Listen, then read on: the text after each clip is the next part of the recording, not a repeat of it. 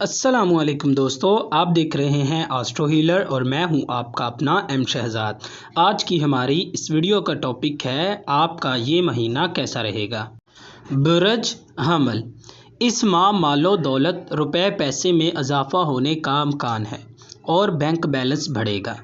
मेहनत रंग लाएगी और खुशकिस्मती का साथ आपके साथ रहेगा।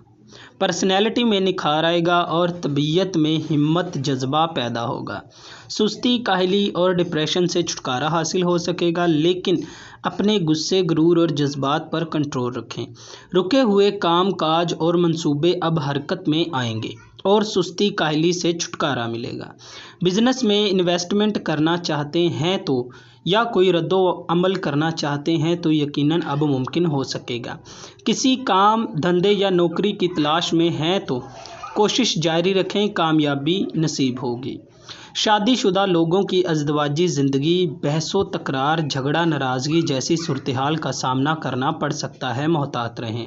अगर आपकी ज़िंदगी में मुश्किलात हैं और आपको परेशानियों का सामना करना पड़ रहा है तो आपको इस सितारे की लौ बनवा कर अपने पास रखनी चाहिए, जिससे आपकी ज़िंदगी में आसानियाँ और मुश्किलात दूर होंगी और ये लौ फ़तेहनामे का काम करेगी।